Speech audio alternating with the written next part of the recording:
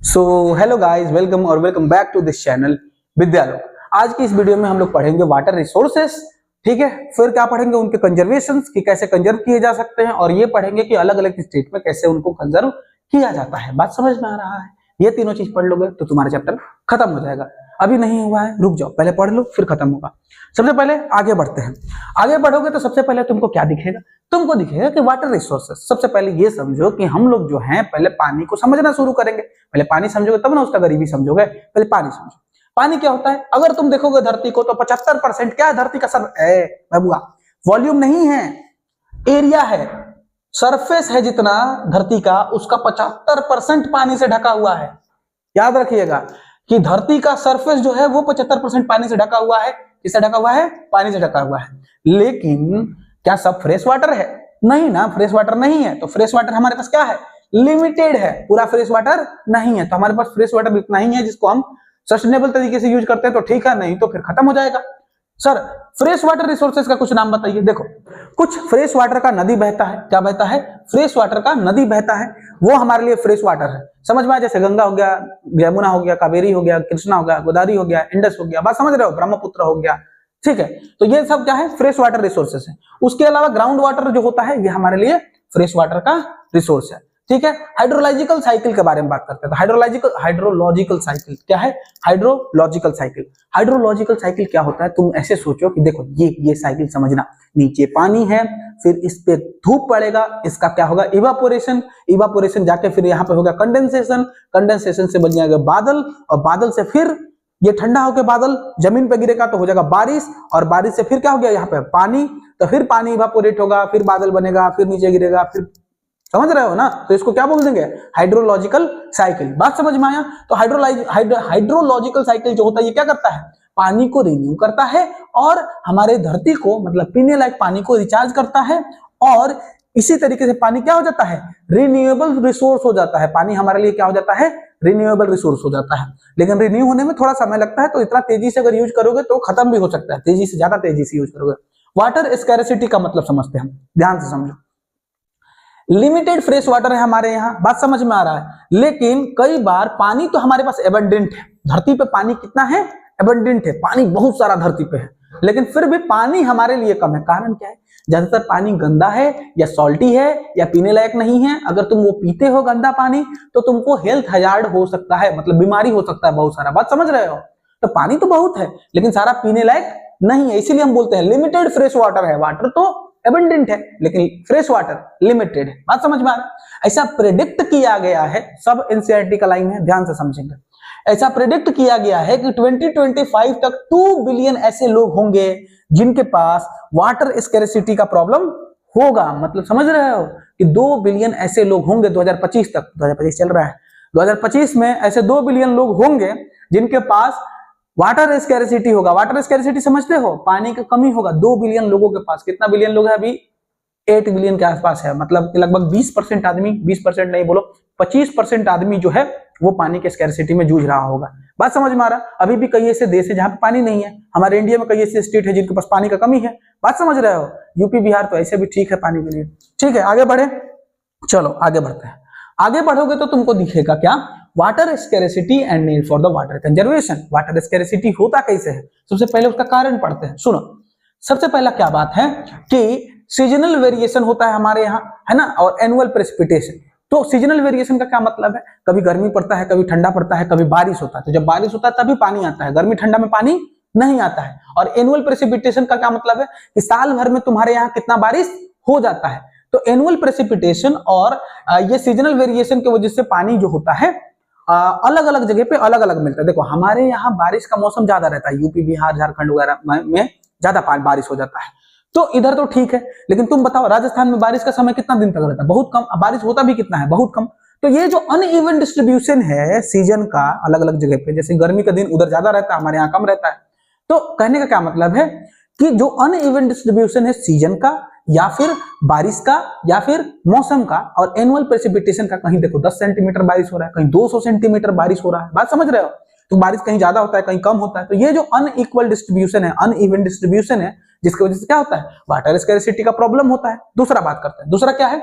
Over exploitation होता है। देखो अगर हम क्या कर रहे हैं, पानी बहुत ज्यादा यूज कर रहे हैं, मतलब एक्सेसिव यूज कर रहे हैं पानी को, तो होता क्या है, पानी धीरे धीरे खत्म होने लगता है और वाटर स्कैरिसिटी आ जाता है। बात समझ में आया। दूसरा, हमारा पॉपुलेशन क्या बहुत तेजी से ग्रो कर रहा है। अब ये जो पॉपुलेशन बहुत तेजी से ग्रो कर रहा है, इसको खाना चाहिए क्या, इसको पानी चाहिए, और इसके लिए कपड़े चाहिए, इसके लिए इंडस्ट्री बनाना पड़ेगा, रहने के लिए अपार्टमेंट होना पड़ेगा, धोने के लिए घर धोने के लिए यार, है ना, घर धोने के लिए भी पानी चाहिए, और कपड़ा धोने के लिए भी पानी चाहिए, खाना बनाने के लिए पानी चाहिए, पीने के लिए पानी चाहिए। देख रहे हो कितना काम चाहिए, कितना चीज के लिए पानी चाहिए। तो अलग अलग टाइप हैं, अलग अलग मतलब काम है जिनके लिए पानी चाहिए। और ये जो पानी यूज हो रहा है, क्यों हो रहा है ज्यादा से ज्यादा पानी, क्योंकि पॉपुलेशन बढ़ रहा है। ये पॉपुलेशन जो बढ़ता हुआ पॉपुलेशन है, इसको संभालने में बहुत ज्यादा पानी खर्च हो जाता है।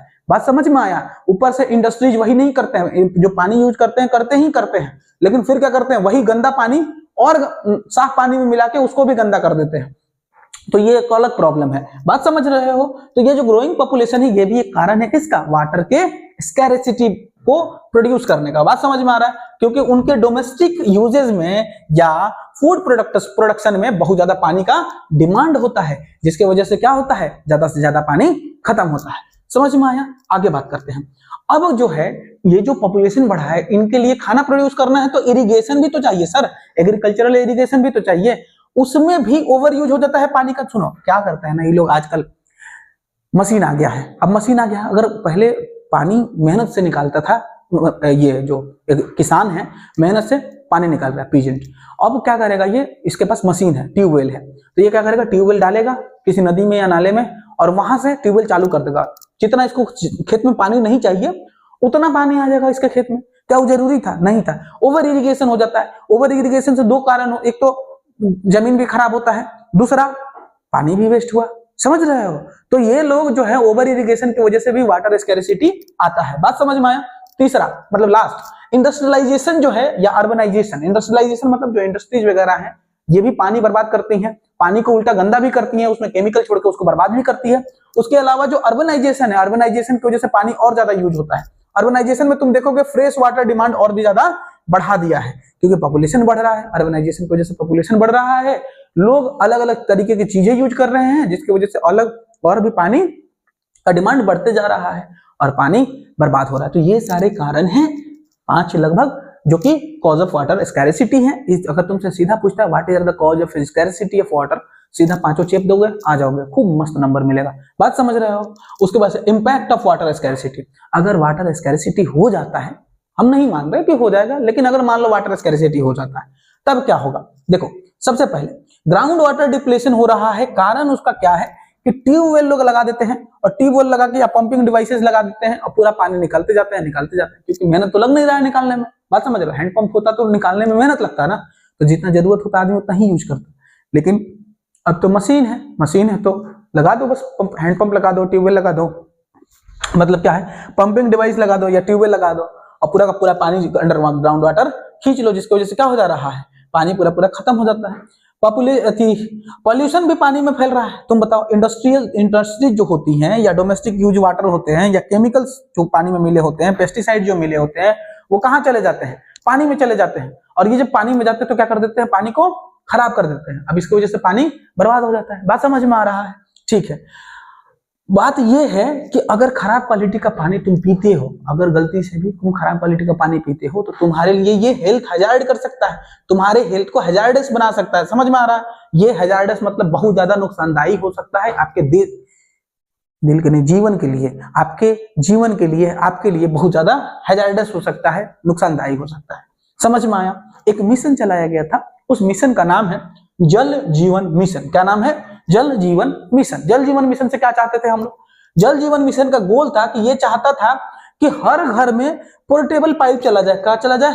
पोर्टेबल पाइप चला जाए हर घर में, चाहे रूरल एरिया ही क्यों ना हो, हर घर के चला जाए जल। समझ में आया।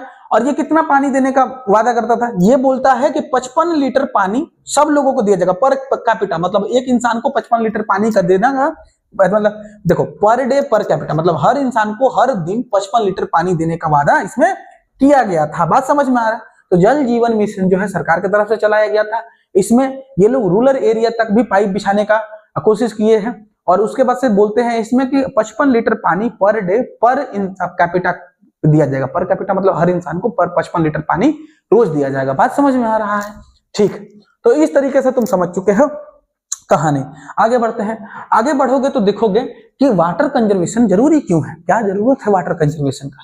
सबसे पहला, हेल्थ हजार्ड से बचना है तो साफ पानी पीना पड़ेगा क्या, तो उसके लिए जरूरी ना है वाटर कंजर्वेशन। अगर वाटर कंजर्वेशन नहीं करोगे तो गंदा पानी रहेगा, गंदा पानी पी के बीमार पड़ जाओगे। बात समझ में आ रहा है? तो हेल्थ हजार्ड से बचने के लिए चाहिए। दूसरा बात, फूड सिक्योरिटी के लिए भी जरूरी है। अगर बढ़िया पानी नहीं रहेगा तो फूड सिक्योरिटी भी नहीं रहेगा, खाना भी खत्म होने लगेगा। तो सस्टेनेबल लाइवलीहुड चाहिए तो तुमको पानी को बचाना ही पड़ेगा। बात समझ में आ रहा है? ठीक है। उसके बाद से अब देखो, जो भी इकोलॉजिकल डिग्रेडेशन हो रहा है या रिसोर्सेज का डिप्लेशन हो रहा है, उनसे भी बचाने के लिए पानी को कंजर्व करना जरूरी है। बात समझ में आ रहा है? उसके बाद से क्या है, ड्रॉट रेजिस्टेंट बनना है। ड्रॉट रेजिस्टेंस का क्या मतलब है कि अगर मानते हैं, ड्रॉट रेजिस्टेंट का क्या मतलब है कि कुछ ऐसे क्रॉप है जो कि ड्रॉट रेजिस्टेंट होने चाहिए। कारण क्या है, उसमें हम पानी को कम यूज करेंगे तो उससे हमारे लिए पानी बच जाएगा। बात समझ में आ रहा है? तो उसको ड्राई फार्मिंग टेक्निक बोल सकते हैं। क्या बोल सकते हैं? ड्राई फार्मिंग टेक्निक डेवलप करना चाहिए, जिसमें कम से कम पानी में फसल उगाया जा सकता है। इससे क्या हो जाएगा, पानी कंजर्व हो पाएगा। वरना देखो एक चीज बताते हैं, अगर पानी नहीं रहेगा तो खाना भी नहीं होगा, है ना, और पानी बहुत ज्यादा लगता है कई चीजों में। ठीक है, अब बात करते हैं कंसिक्वेंसेस ऑफ मिसमैनेजमेंट। अगर मिसमैनेजमेंट को करते हैं तो क्या उसके कंसिक्वेंसेस हो सकते हैं, क्या उसके दुष्प्रभाव हो सकते हैं। समझ रहे हैं? दुष्प्रभाव मतलब उल्टा इफेक्ट, बुरा इफेक्ट हो सकता है। सबसे पहले जो फ्रेजाइल वाटर रिसोर्सेस हैं वो खत्म हो जाएंगे। बात समझ में आ रहा है? जो फ्रेजाइल वाटर रिसोर्सेस हैं मतलब ऐसे रिसोर्सेस जहां पे पानी का थोड़ा भी इधर उधर करोगे तो पानी को यहाँ पे खत्म हो सकता है, तो पहले वो तो वही खत्म हो जाएगा। बात समझ में आए? दूसरा, इकोलॉजिकल क्राइसिस हो सकता है, जिसके वजह से ह्यूमन लाइफ भी खतरे में पड़ेंगे और नेचुरल इकोसिस्टम भी खतरे में पड़ेगा। जो इकोसिस्टम है, बाकी सब जो जानवर हैं या पेड़ पौधे हैं वो भी खतरे में पड़ेंगे और आप भी खतरे में पड़ेंगे अगर पानी खत्म होता है तो। बात समझ में आ रहा है? ठीक है, आगे देखो।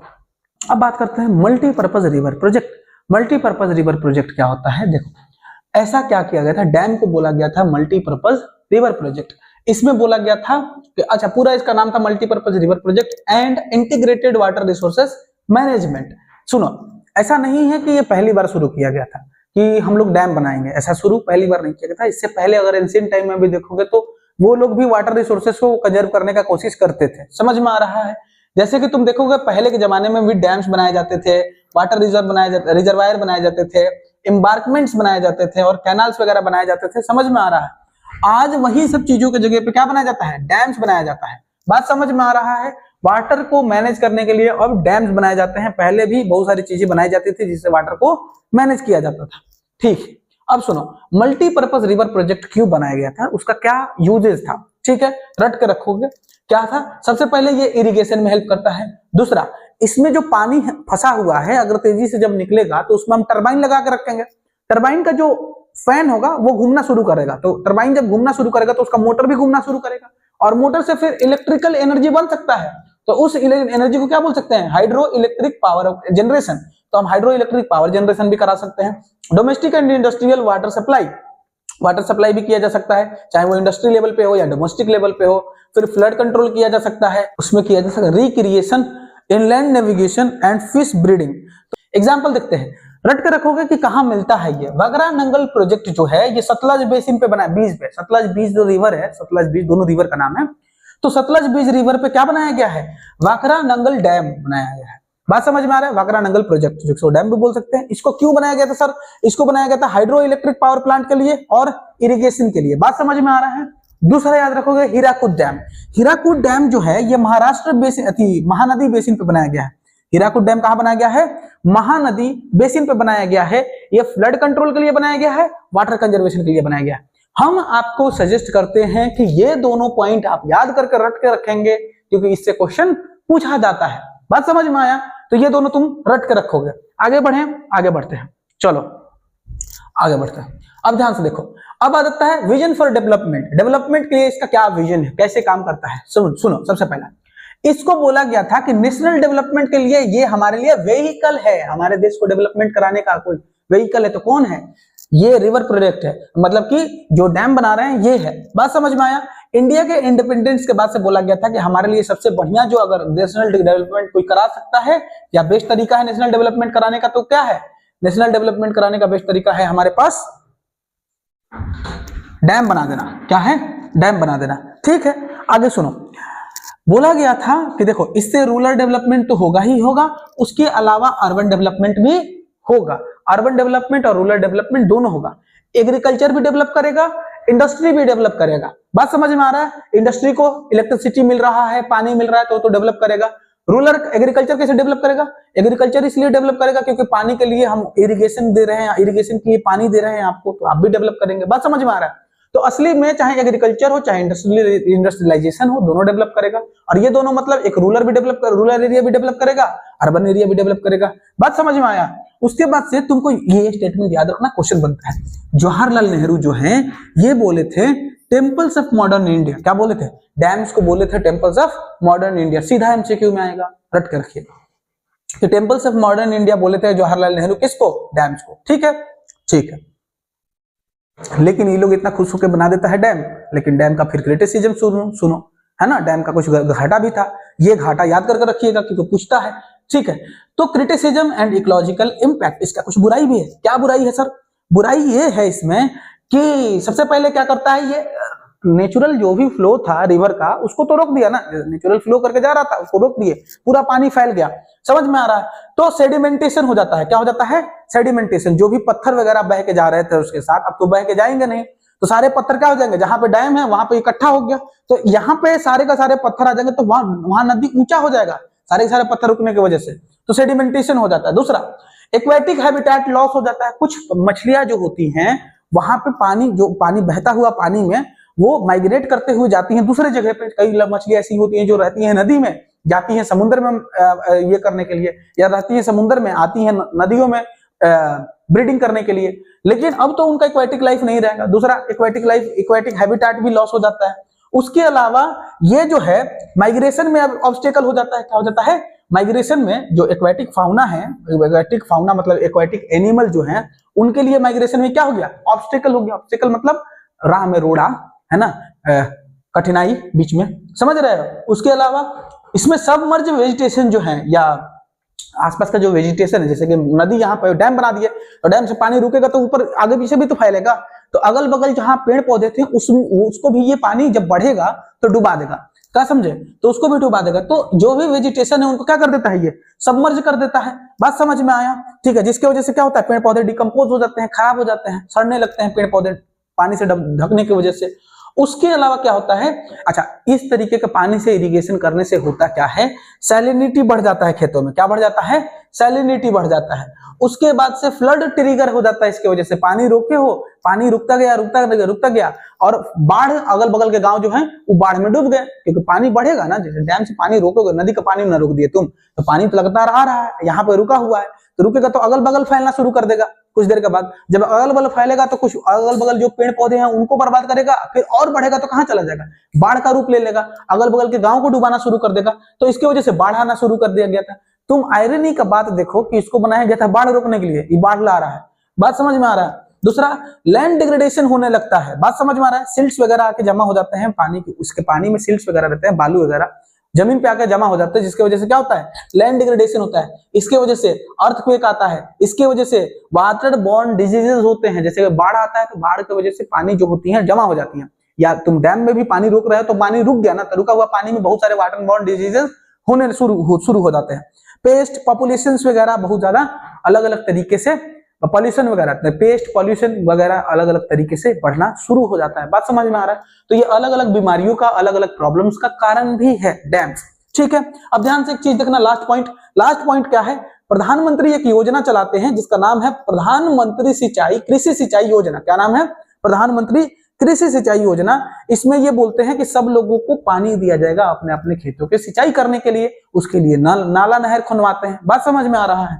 ठीक है, तो ये बात है। ठीक, आगे बढ़े। क्या ये समझ में आ रहा है?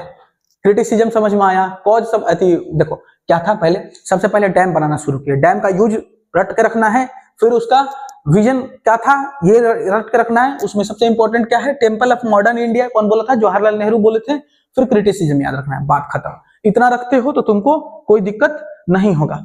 आगे बढ़ते हैं। आगे क्या है? आगे है कि देखो पहले का कुछ प्रूफ दिखाते हैं तुमको। वो लोग भी, पहले के जमाने में जो लोग थे वो लोग भी वाटर को कंजर्व करते थे। बात समझ में आ रहा है?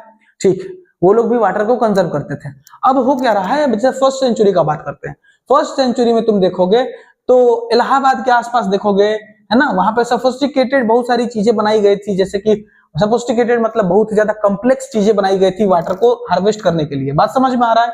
फ्लड को चैनल करने के लिए, और गंगा रिवर के आसपास के जो फ्लड्स होते हैं, जैसे कि फ्लड जो गंगा रिवर के आसपास आते हैं, उनको चैनल करने के लिए, वाटर को हार्वेस्ट करने के लिए सोफिस्टिकेटेड सिस्टम्स बनाई गई थी। ये फर्स्ट बीसी का बात कर रहा है ना, फर्स्ट सेंचुरी बीसी में जाओ तब का। चंद्रगुप्त मौर्य के बारे में बात करते हैं तो चंद्रगुप्त मौर्य भी अपने समय में बहुत सारी चीजें बनाए थे, जैसे कि वो भी डैम्स बनाते हैं, लेक बनवाते हैं और इरिगेशन सिस्टम्स वगैरह बनवाते हैं। उसके अलावा इंडिया में अगर बात करते हैं तो कलिंगा के समय में कुछ मिलता है। कलिंगा कब था? उड़ीसा, उड़ीसा को कलिंगा बोलते हैं।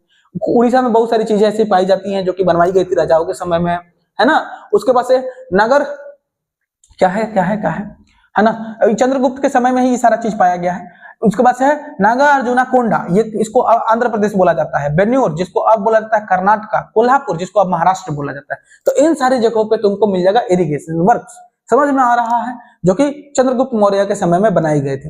11वीं सेंचुरी में तुम देखोगे तो वहां पे 11वीं सेंचुरी में भोपाल में एक लेक बनाया जाता है, जो क्या होता है? आर्टिफिशियल लेक होता है। और ये दुनिया का सबसे बड़ा आर्टिफिशियल लेक, अपने समय का दुनिया का सबसे बड़ा आर्टिफिशियल लेक था। समझ में बात आ रहा है? 11वीं सेंचुरी का बात कर रहा है। 11वीं सेंचुरी में एक आर्टिफिशियल लेक बनाया जाता है भोपाल में, और वो दुनिया का सबसे बड़ा आर्टिफिशियल लेक होता है। 14वीं सेंचुरी में तुमको अगर याद हो तो हौज खास बनाया गया था। ये टैंक टाइप होता था हौज खास, जिसको कौन बनाया था? इल्तुतमिश। इल्तुतमिश क्या बनाया था? कुतुब मीनार। समझ में आ रहा है? कुतुबुद्दीन ऐबक तो उसका गुलाम था, तो कुतुबुद्दीन ऐबक शुरू नहीं किया था, इल्तुतमिश शुरू किया था। ठीक है, तो कंस्ट्रक्टेड बाय इल्तुतमिश। इल्तुतमिश क्या बनाता है? हौज खास बनाता है। और ये क्यों बनाया गया था? ताकि जो फोर्ड है दिल्ली में, सिरी फोर्ड को पानी दिया जा सके, सिरी फोर्ड में पानी रहे, इसके लिए हौज खास बनवाया था। कौन बनाया था? इल्तुतमिश बनाया था। कहां बनवाया था? दिल्ली में बनवाया था। समझ में आया बात? ठीक है, तो ये सारे इंफॉर्मेशन जो कि तुमको आना चाहिए था कि शुरू में एंशिएंट टाइम में भी पानी को कंजर्व करने के लिए लोग मेहनत किया करते थे। ऐसा नहीं है वो लोग मेहनत नहीं करते थे। ठीक है, आगे बढ़ते हैं। अब क्या है? अब सुनो ध्यान से। ट्रेडिशनल वाटर हार्वेस्टिंग सिस्टम क्या है? तुमको अलग अलग तरीके बताए जाएंगे जिससे कि वाटर को कंजर्व किया जाता है अलग अलग जगहों पे। ये रट के रखोगे तो ज्यादा बेहतर होगा। ध्यान से सुनना। देखो, वाटर डाइवर्जिंग चैनल्स बनाए जाते हैं, जैसे कि गूल्स और कूल्स। रटोगे क्या क्या क्या क्या क्या? गूल्स और कूल्स वेस्टर्न हिमालय में एग्रीकल्चर के लिए यूज किया जाता है। किसके लिए? एग्रीकल्चर के लिए वो लोग गूल्स या कूल्स का पानी यूज करते हैं। गूल्स कूल्स क्या होता है? ऐसा पानी बहता रहता है, समझ में आ रहा है, पहाड़ों के थ्रू, उसको गूल्स या कूल्स बोलते हैं। वहां से वो लोग पानी पीते हैं, फ्रेश वाटर होता है, पी भी सकते हो, खेतों में भी यूज कर सकते हो। उसके बाद से क्या है? उसके बाद से है roof top rain water harvesting system. तो इसमें ये क्या करते हैं? Roof top water harvesting system करता है राजस्थान वाला लोग। समझ में आ रहा है? इसके बारे में डिटेल में पढ़ना है तुम लोगों को। बस ये समझो कि roof top water rain water harvesting कहाँ होता है? राजस्थान में होता है। फ्लड्स वगैरह बंगाल में ज्यादा आते रहते हैं, इसीलिए वो लोग क्या करते हैं? इन्यूडेशन चैनल बना देते हैं। रट के रखोगे किस जगह पे क्या हो रहा है। इन्यूडेशन चैनल कहाँ पे होता है? बंगाल में। Roof top water harvesting system कहाँ पे होता है? राजस्थान में। और डाइवर्जिंग चैनल मतलब गूल्स और कूल्स कहाँ बनाए जाते हैं? वेस्टर्न हिमालय में। ठीक है, उसके बाद से ध्यान से सुनो। रेन फेड स्टोरेज क्या होता है? इसमें क्या किया जाता है? इसमें बारिश होता है बहुत ज्यादा अगर, तो उसको ट्रांसफॉर्म कर दिया जाता है स्टोरेज स्ट्रक्चर में, मतलब खेत को, जैसे कि जिसको खादिन्स बोलते हैं। खादिन्स क्या होता है? जैसलमेर वगैरह में बनाया जाता है खादिन्स। ठीक है, जैसलमेर हो गया, जोहान हो गया, जोहाद्स हो गया, जैसलमेर जोहाद्स जो कि राजस्थान में है, यहाँ पे खादिन्स बनाया जाता है। खादिन्स क्या होता है? कि स्ट्रक्चर होता है जिसमें पानी को स्टोर करने का कोशिश किया जाता है। बात समझ में आया? तो ये सारे स्ट्रक्चर याद रखेंगे आप लोग। गूल्स एंड कूल्स जो कि वेस्टर्न हिमालय में है। उसके बाद से आ जाता है रूफटॉप और रेन वाटर हार्वेस्टिंग, ये राजस्थान में होता है। उसके बाद से इन्यूडेशन चैनल जो कि वेस्ट बंगाल में होता है। और खादिन्स जो होता है जैसलमेर और जोहाद्स में होता है, जो कि राजस्थान में है। बात समझ में आ रहा है? अब तुमको डिटेल में पढ़ना है रेन वाटर हार्वेस्टिंग। समझ में आ रहा है? तो रेन वाटर हार्वेस्टिंग सिस्टम के लिए टंकास बनाए जाते हैं। टंकास मतलब टंकी बनाया जाता है, उसको टंकास बोलते हैं राजस्थान में। तो वही पढ़ रहे हैं हम लोग, rain water roof top rain water harvesting system. क्यों बोल रहे हैं? ध्यान से सुनना। इसमें क्या किया जाता है? अच्छा, ये किया कहा जाता है? ध्यान से सुनना। ये किया जाता है बीकानेर में, और क्या जाता है? फलोदी में, और कहां किया जाता है? बारमर में। कहां? बीकानेर, फलोदी और बारमर में। ठीक है, इसमें क्या किया जाता है? कुछ नहीं, ध्यान से सुनो। एक रूफ होगा, इनका जो रूफ होता है स्लोपिंग होता है। स्लोपिंग मतलब ढलान वाला होगा, ढलान वाला होगा। अब उसमें क्या किया जाएगा कि वहां से एक पाइप निकालेंगे, पाइप को लेकर जाएंगे जमीन के पास, जमीन में एक गड्ढा बना होगा, गड्ढा में टंकी बना होगा, उसमें पानी स्टोर करेंगे। बात समझ में आ रहा है? लेकिन तरीका क्या है? तरीका यह है कि पहला जब बारिश होगा तो पहले बारिश से छत को धोना, पाइप को धोना, टंकी को धोना, उसको स्टोर करना नहीं है, सब धो के साफ कर दिए। अब अगला जब बारिश होगा तो उसके पानी को स्टोर करेंगे। करने का तरीका क्या होता है, ये क्या करते हैं, अंडरग्राउंड एक टैंक क्या करते हैं, उसको स्टोर करते हैं अंडरग्राउंड में। जब पानी स्टोर करते हैं, उसको पानी रखते हैं टैंक में पानी स्टोर करते हैं अंडरग्राउंड की तरह, है ना। और उसको घर पे ही बनाया जाता है, कहीं नहीं बनाया जाता, या तो घर पे बना लो या तो कॉर्टरी यार्ड में बना दो। कॉर्टरी यार्ड मतलब कि खेत वगैरह के आसपास में बना लो, ठीक है, ठीक है। तो अब क्या होता है, एक स्लोपिंग रूफ टॉप होता है, रूफ का टॉप जो होगा वो कैसा होगा, स्लोपिंग होगा, तो स्लोपिंग रूफ टॉप होगा, ठीक है। और उसके बाद से क्या होता है, हाँ, स्लोपिंग रूफ टॉप होता है इसमें, और उसको पाइप से कनेक्ट कर दिया जाता है। पाइप जो होता है वो पानी को कलेक्ट करता हुआ लेके आता है, मतलब रेन वाटर को कलेक्ट करता है। पहला जो पानी होता है उससे पूरा साफ सफाई किया जाता है, टंका हो गया, पाइप हो गया, छत हो गया, उसको साफ सफाई किया जाता है। अगली बार से अगर बारिश होता है तो उसको रिजर्व करके रखा जाता है। कई बार गर्मी के दिनों में क्या करते हैं कि जो ये टंकास बनाते हैं ये लोग, उसके बगल में अपना रूम बनाते हैं, तो गर्मी के दिनों में उसी रूम में रहते हैं। कारण क्या है कि वहां पे टेम्परेचर कम रहता है, पानी की वजह से बगल में टेम्परेचर कम रहता है, तो वहीं पे रहते हैं। बात समझ में आ रहा है। इसमें रेन वाटर को वो हार्वेस्ट कर लेते हैं, और ये प्योरेस्ट वाटर होता है, मतलब प्योर वाटर होता है। ऐसा नहीं कि रेन वाटर है तो बुरा होगा या गंदा होगा, नहीं, साफ एकदम पानी होता है। इनको ये लोग रखते हैं, इससे क्या होता है, गर्मी के दिनों में इनका घर भी ठंडा रहता है। गर्मी के दिनों में क्या रहता है, इनका घर भी ठंडा रहता है, और पानी का भी जरूरत पूरा हो जाता है, ठीक है। अब ध्यान से सुनना, क्या होता है, वेस्टर्न राजस्थान में इसका डिक्लाइन आ रहा है। ये जो रेन वाटर हार्वेस्टिंग सिस्टम जो है, इसका डिक्लिनेशन आता है राजस्थान में बाद में। बात समझ में आ रहा है, कारण क्या है बताते हैं। देखो, बाद में इंदिरा गांधी के द्वारा एक प्लान चलाया जाता है, इंदिरा गांधी कैनाल। इससे क्या होता है, कैनाल्स बना दिए जाते हैं हर जगह पे, तो ये कैनाल्स बन जाते हैं राजस्थान में भी। अब राजस्थान में जब बन जाते हैं तो लोगों को अच्छा ही नहीं लगता था कि वो मेंटेन करे अपने टैंकास को। हालांकि कुछ लोग हैं जिनको टैंकास का पानी का अच्छा लगता था, मतलब पीने में उनको टेस्ट वही अच्छा लगता था, तो वो लोग मेंटेन करके रखे हुए हैं। लेकिन बाकी लोग कैनाल्स की वजह से पानी को मेंटेन करने का कोशिश नहीं करते, क्योंकि उनके पास कैनाल्स है। समझ में बात आ रहा है, ठीक है। तो इसकी वजह से क्या हुआ, इसमें डिक्लाइन आया, इनके टैंकास के नंबर में, मतलब roof top rain water harvesting system में थोड़ा सा डिक्लाइन आया। बात समझ में आ रहा है, ठीक है। अब आगे बढ़ते हैं। आगे क्या है, आगे है कि रूरल एरिया या अर्बन एरिया में रिवाइवल कैसे किया जाता है। रिवाइव मतलब होता है फिर से वापस उसको लाना। बात समझ में आ रहा है ना। तुम लोग फ्री फायर में रिवाइव करते होगे, है ना, तो वही वाला रिवाइवल है, ठीक। देखो, सबसे पहले हमको क्या करना होगा इसके लिए, जैसे कि एग्जांपल ले लो गेंदाथुर का। किसका, गेंदाथुर। गेंदाथुर एक जगह है, मैसूर एक जगह है, कर्नाटका एक जगह है। तो गेंदाथुर हो गया, मैसूर हो गया, कर्नाटका हो गया, यहाँ का एग्जांपल लेते हैं। ये लोग सक्सेसफुल एडेप्टेशन किए हैं पानी को बचाने के लिए। क्या क्या एडेप्टेशन किए हैं, देखोगे वहां पे तो लगभग 200 घर है। कितना घर है, 200 घर वहां पे है। 200 घर जो है गेंदाथुर में, अगर तुम देखोगे सब लोगों के पास क्या है, roof top rain water harvesting system है। क्या है, roof top rain water harvesting system है। और ये लोग क्या करते हैं कि लगभग 50,000 लीटर पानी स्टोर कर लेते हैं। कितना स्टोर कर लेते हैं पानी सर, एनुअली का बात करते हैं, पर हाउस ये लोग कितना स्टोर कर रहे हैं, 50,000 लीटर पानी स्टोर कर ले रहे हैं। और सबका मिला के पानी कितना हो जाता है, 1 लाख लीटर। सुनो, यहाँ पे एनसीईआरटी में कुछ गलत है, और एनसीईआरटी का ही डेटा हम लिखे हैं, 1 लाख लीटर यहाँ पे नहीं होगा। तुम बताओ कि अगर 50,000 लीटर एक घर है और 200 घर है, तो वहां पे 1 करोड़ होना चाहिए ना। 1 करोड़ नहीं होके 1 लाख है, तो वो गलत है थोड़ा सा। बाकी हम वही लिख के इसलिए लाए, तो तुमको बता देंगे बाद में। तो 200 घर है, एक साल में एक घर कितना लेता है, 50,000 लीटर स्टोर कर लेता है। तो कुल मिला के इनका 1 करोड़ होता है 200 घरों का। बात समझ में आए, मतलब साल भर में ये लोग 1 करोड़ लीटर पानी स्टोर कर पा रहे हैं। क्यों, अपने रेन वाटर हार्वेस्टिंग सिस्टम की वजह से। बात समझ में आया, ठीक है। अब बात करते हैं क्या फायदे हैं रेन वाटर हार्वेस्टिंग के। क्या फायदे हैं रेन वाटर हार्वेस्टिंग के, सस्टेनेबल वाटर रिसोर्सेस। सबसे पहले देखो ध्यान से, अगर हम roof top water harvesting system अपनाते हैं तो उससे क्या हो जाएगा, हमको एक सस्टेनेबल वाटर रिसोर्स मिल जाता है। कारण क्या है, बारिश तो हमेशा होता रहेगा, तो पानी तो हमेशा मिलता रहेगा। बात समझ में आ रहा है, तो इससे हमको सस्टेनेबल वाटर रिसोर्स मिल जाता है। स्पेशली वहां पे जहां पे पानी का कमी है, ऐसे जगहों पे जहां पे पानी का कमी है, वहां पे हमको आसानी से पानी मिल जाता है और सस्टेनेबल मिलता है, ठीक है।